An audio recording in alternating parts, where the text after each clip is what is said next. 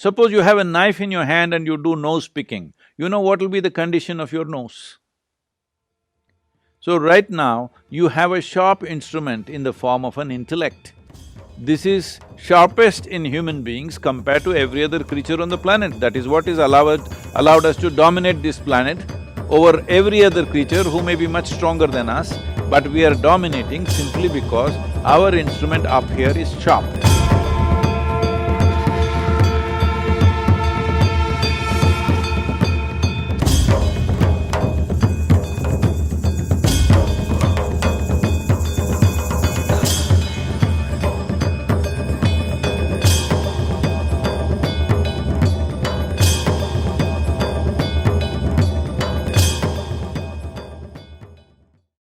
I would really like to hear from you about what your advice is to the majority of people who don't create that sort of time and space as you do, who are amateurs in this area, how they can use yogic thinking to renew themselves and think about what their lives are really going to be when COVID is finished. This is such an opportunity for the whole world. Erin, if I say something which is abrasive, please pardon me, because see, it's like this. I know the part of the world that you come from, human thought is considered to be the paramount thing that a man or a woman can do. As human beings can do, thought is the highest possibility. But let's look at thought. Your thought is a consequence of whatever data you have gathered through various experiences of life. Am I correct? It's like data is constantly being absorbed by our five senses, by seeing, hearing, smelling, tasting, touching. In these five major ways, we are acquiring data all the time. From this data, we are generating thought. Well, somebody may have simplistic thoughts out of it, somebody may produce permutations and combinations of whatever data they have, which looks complex and sophisticated, but essentially it is only recycling of the existing data that we have. So in the yogic culture, we do not give any significance to what you think or what anybody thinks, because it's just recycling of something that is already there with you. You will have no new territory coming under you with thought. It is just newer and newer possibilities of mixtures, newer and newer cocktails you can make out of it, but it is the same thing. So, thought is not of any consequence in the yogic way of looking at life. So one thing that we want to do with… See, there are two kinds of dramas going on within the human beings, which cause enormous suffering to people. One is physiological drama, another is psychological drama. The two are related, of course, but they are happening almost like separate dramas, but actually they are one drama playing out to be two dramas. It's called double acting. They're the same stuff, because the chemistry of the body definitely determines how you think, how you feel and how you express yourself, everything. So, what happens in the body happens in the mind, what happens in the mind happens in the body, that all of you know better than me. So, leaving that aside, essentially, it is a drama of physiology and psychology. What you consider as my physiology and what you consider as my psychological framework, both of them are something that you acquired over a period of time. You were not born this way. You came just this much, now you have become a full-grown person. This has happened over a period of time. Coming from a society where there is such a complexity of food in India, you have largely lived in England, so I will just assume, this is just a joke, okay? I will just assume that you are fully made of fish and chips, head to toe. So all the food that we ate has become this body.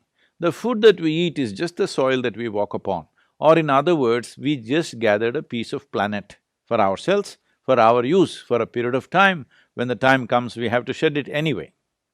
So what we have acquired, what we have accumulated, can never be us or me. What I have gathered cannot be me. I cannot say, this cup is me. I can say, this cup is mine. I cannot say, this is me. So similarly, you can say, this is my body, this is my thought, that's how we speak. But actually in your experience, you are the body, you are the thought, isn't it? There's no distinction. This is the fundamental problem. If every moment of your life, if you are conscious that you're able to hold the body little away from you, you're able to hold your psychological framework little away from you, then you could use the mind and you could use the body whichever way you want, but it would not cause any suffering to you. Essentially, there are only two kinds of sufferings which human beings go through: physical suffering and mental suffering. Physical suffering is still a minuscule in modern society compared to mental suffering, because when an injury happens, when a physical ailment happens, somebody poked you, somebody shot at you, these are rare things. It's happening unfortunately, but it doesn't happen to most of the people on the planet. Physical pain is very little. Largely, over 95% is just mental pain. Mental pain essentially means, as I already said, see, if I ask, would you want your mind or your intellect sharp or blunt, in one unison, entire humanity will say sharp. So if you have a sharp instrument and if you don't know how to handle it, when I just came in, I think somebody was talking about nose picking being some kind of a psychological ailment or something like that. Suppose you have a knife in your hand and you do nose picking, you know what will be the condition of your nose? So right now, you have a sharp instrument in the form of an intellect. This is sharpest in human beings compared to every other creature on the planet. That is what is allowed us to dominate this planet over every other creature who may be much stronger than us, but we are dominating simply because our instrument up here is sharp. Now if you have a sharp instrument, you should know how to hold it. If you do not know which side is handle, which side is blade, whichever way you hold it, you will cause harm to yourself. Right now, that's all that's happened. The sharpness of your instrument is just poking you all the time, you don't know how to hold it. Compulsive behavior with a sharp… if you have a sharp knife in your hand and if you have compulsive behavior, you will bleed all over the place. So right now, tell me one thing, just tell me one thing that human beings are not suffering. If they are poor, they suffer their poverty. Make them rich, they suffer the taxes.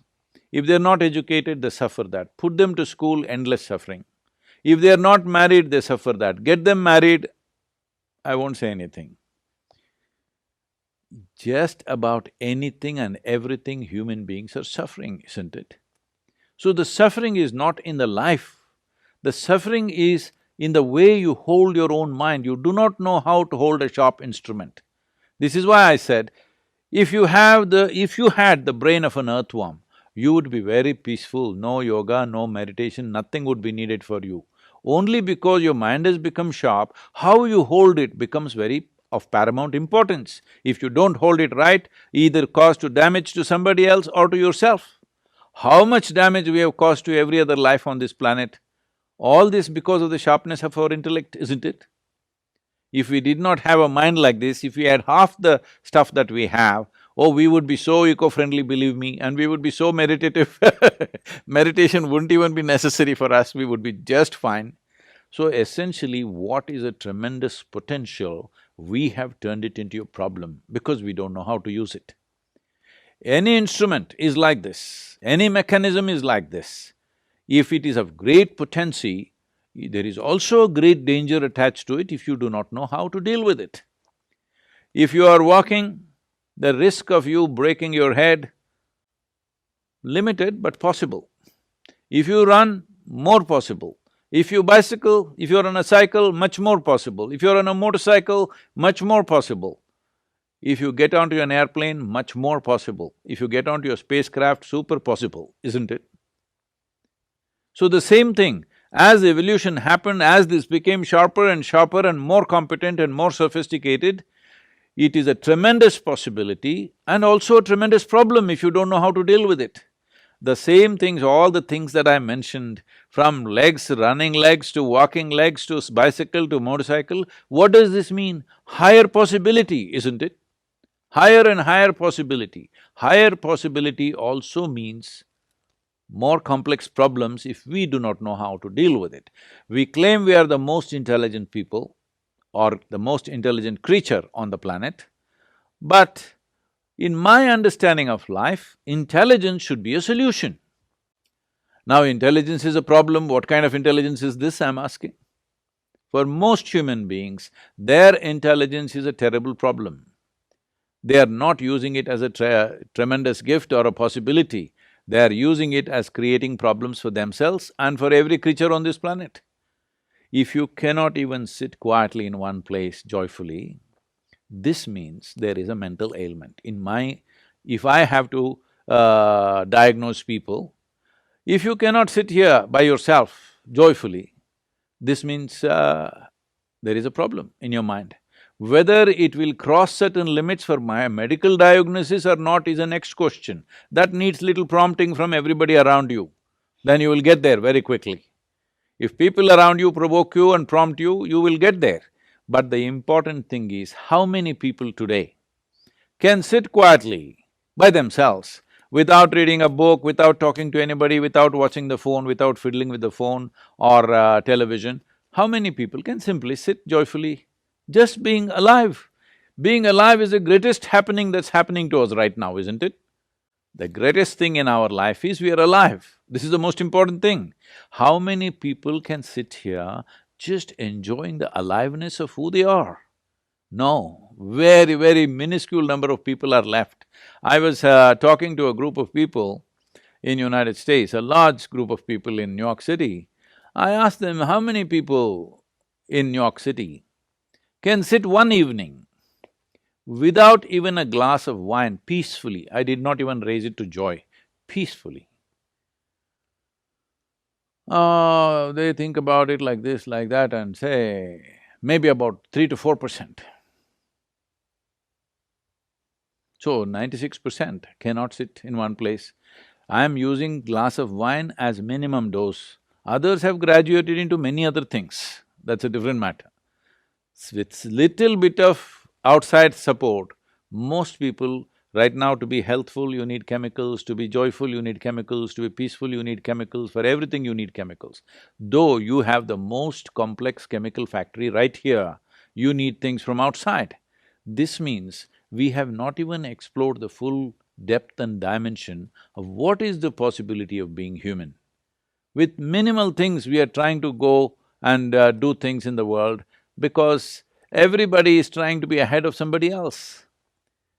Like an apple tree want to produce coconuts, what will happen? That's all that's happening to human beings and for which they are suffering endlessly all the time. You give them anything.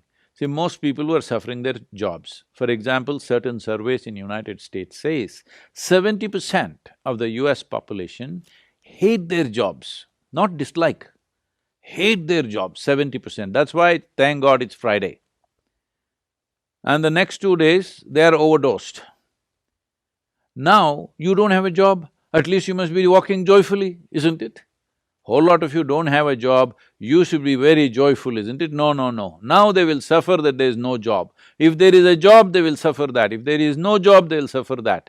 Tell me one thing, everything they suffer, this is not because of the quality of life. As quality of life goes, we as a generation of people have the best deal ever in the history of humanity, isn't it so? Huh? In terms of comforts and conveniences, did any generation in the last 10,000 or a million years had what we have right now? Oh, but Wi-Fi is not fast enough, so we will suffer. I'm saying there's no end to this. This is simply because we are not been taught, our education systems have taught us about how to manage this, how to manage that, how to go to moon, everything, have taught us nothing about how to manage this one. This is why I said mental health is not going to just happen like that. Mental health must become a culture in a society. You have to breed them like that. Today there are a lot of studies showing how A pregnant woman, one who is becoming a mother, how she eats, what kind of people she is with, what she is exposed to has a huge impact on the next generation of people. Today they're saying that. We have always been conscious about this. In India, there's a whole process from the moment of conception to delivery and later on, whatever happens, as long as the mother is still feeding the child, all this duration, what she should do, what she should not do, it's a military regimentation. What she should consume, what she should not consume, what kind of people she should meet, what she should not meet, where should go, where she should go, where she should not go. Now, they're everywhere. Fully pregnant women are in the trains, they're in the buses, they're in the bars, they're drinking, they're smoking. Won't this have an impact? They said, no, no, nothing happens. We studied the blood parameters, nothing happened. Now after 50 years of that culture, now you are saying that it is actually having an impact for many generations of people. So I am saying mental health or even physical health is not a one-day affair. We have to invest in culture of health, otherwise it will not happen.